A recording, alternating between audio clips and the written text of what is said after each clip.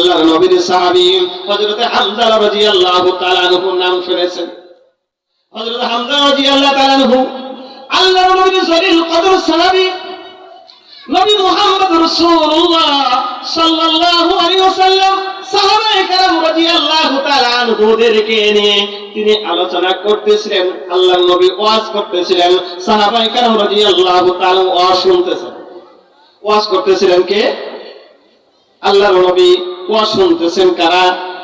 সাহাবায়ে কেরাম। আল্লাহ নবী সাল্লাল্লাহু আলাইহি ওয়াসাল্লাম যখন ওয়াজ শেষ করলেন, ওয়াজ যখন শেষ হয়ে গেছে, শেষ হওয়ার পরে সাহাবায়ে কেরাম রাদিয়াল্লাহু তাআলা আনহুর যার যার বাড়িতে চলে গেছে। বাড়িতে যাওয়ার পর হযরত হামজা রাদিয়াল্লাহু তাআলা আনহু খানা পিনা করছেন, বিবি বাচ্চার সাথে কথা বলতে আরম্ভ করছেন। এমন সময় কথা বলতে বলতে তার মুখে হাসি এসে গেছে। হাসি আওয়ার সাথে সাথে হযরত হামজা রাদিয়াল্লাহু তাআলা আনহু নবী মুহাম্মদ রাসূলুল্লাহ জবান খুলে বলেন সাল্লাল্লাহু আলাইহি ওয়াসাল্লাম ওই মজলিসে কথা শোনা হয়ে গেছে।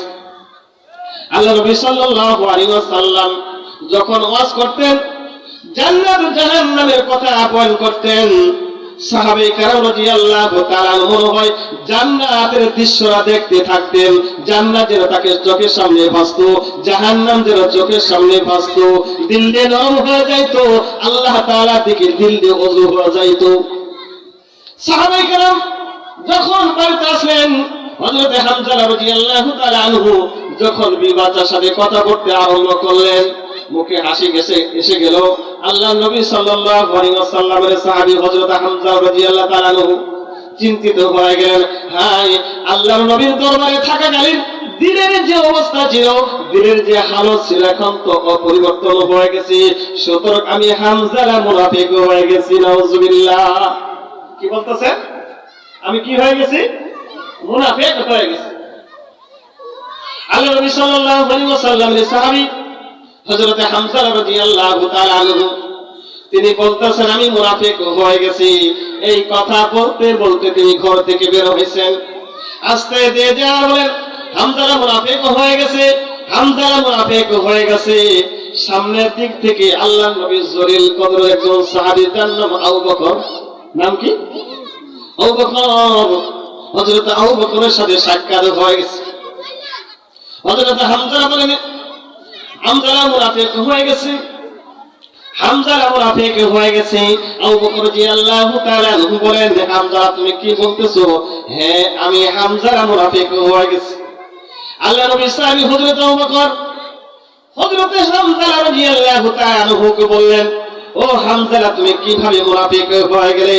হযরত হামজা রাদিয়াল্লাহু তাআলা আনহু হযরত আবু বকর রাদিয়াল্লাহু তাআলা আনহু বলেন, ও আবু বকর, আমি যখন নবী রাসূলুল্লাহ সাল্লাল্লাহু আলাইহি ওয়াসাল্লামের দরবারে থাকি, যখন আল্লাহ নবী সাল্লাল্লাহু আলাইহি ওয়াসাল্লাম জান্নাত জাহান্নামের কথা বলেন করে, মনে হয় আমার চোখের সামনে জান্নাতরা ভাসতে লাগে। সুবহানাল্লাহ। জান্নাতের দৃশ্যগুলো জমিনে দেখতে থাকি। আল্লাহর নবী যখন জাহান্নামের কথা বয়ান করে, আমি হামজারা দেখতে থাকি যেমন হয় জাহান্নামের দৃশ্য আমার সামনে। কিন্তু আমি যখন বাড়িতে যাই, বিবাচ্চার সাথে কথা বলি, আমার অন্তরে সংসারে মহব্বত আছে, আমার অন্তরে এরকম সংসারে মহব্বত, বিবাচ্চার মহব্বত আসে। এই মহব্বত থাকার কারণে আল্লাহর নবীর দরবারে থাকাকালীন যেরকম দিলের অবস্থা হয়, সব কিছু পরিবর্তন হয়ে গেছে। সুতরাং আমি হামজা মুনাফিক হয়ে গেছি। আল্লাহর নবীর সাহাবী হযরত আবু বকর হযরত হামজাকে বলেন, ও হামজা, তুমি যে রোগে আক্রান্ত হয়ে গেছো আমি সেই রোগে আক্রান্ত। তার মানে কি? তোমার যে দিলের হালত আমারও একই হালত।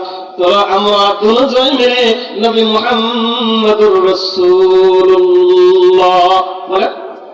সাল্লাল্লাহু আলাইহি ওয়াসাল্লামের দরবারে যাই।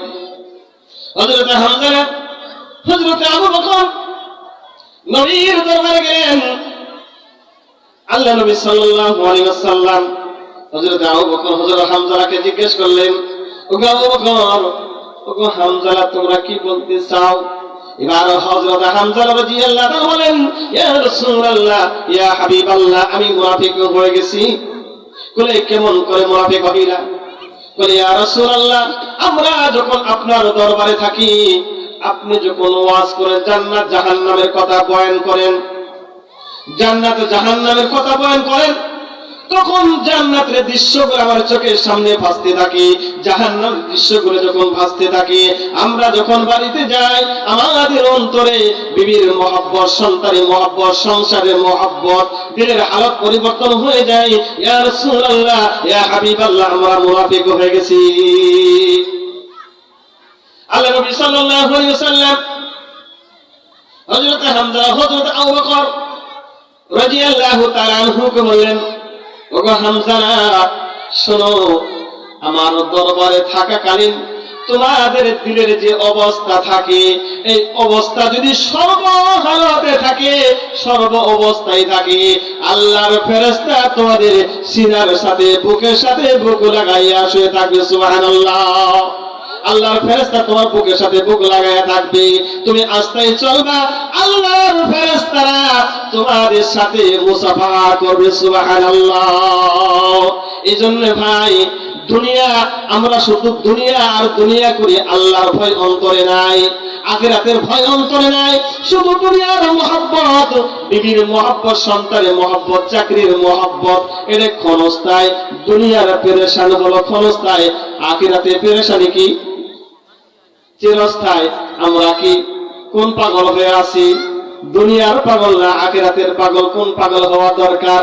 এই জন্য আল্লাহ রাব্বুল আলামিন বলেন, ওয়া কুল্লু ইনসানিন আলজামনাহু তাইরাহু ফি উনুকি ওয়া নুখরিজ লাহু ইয়াওমাল কিয়ামাতি কিতাবান ইয়ালকাহু মানশুরা।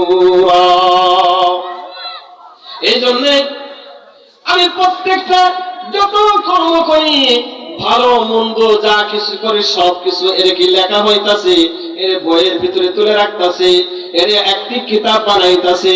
এই কিতাবটা কাল কিয়ামতের ময়দানে আমি দেখতে পারবো। শুধু দেখতে পারবো তা নয়, এই কিতাবটা থাকবে খোলা।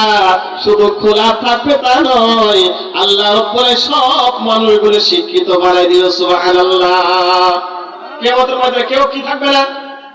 মূর্খ থাকবে না, সবাই শিক্ষিত হয়ে যাবে, সবাই শিক্ষিত হয়ে যাবে, কেউ মূর্খ থাকবে না।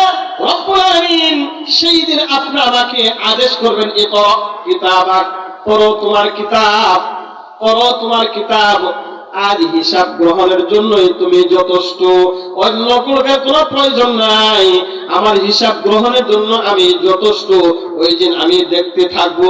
হায় হায়, আল্লাহ রাব্বুল আলামিন অন্য আয়াতে বলে দিয়েছেন, وَأُوتِيَ الْكِتَابَ فَتَرَى الْمُجْرِمِينَ مُشْفِقِينَ مِمَّا فِيهِ يَقُولُونَ يَا وَيْلَتَنَا مَا لِهَذَا الْكِتَابِ। এটা কেমন কিতাব? এটা কেমন কিতাব? ছোট বড় সব কিছু লেখা আছে, একটা কিছু বাদ পড়ে নাই। একটা কিছু কি বাদ পড়ে নাই। আপনি আমি যা করছি, যা বলছি, সব কিছু কিতাবের ভিতরে লেখা আছে। দুনিয়ার মানুষকে ফাঁকি দেয়া যায়, আল্লাহ তাআলাকে ফাঁকি দেয়া যায় না।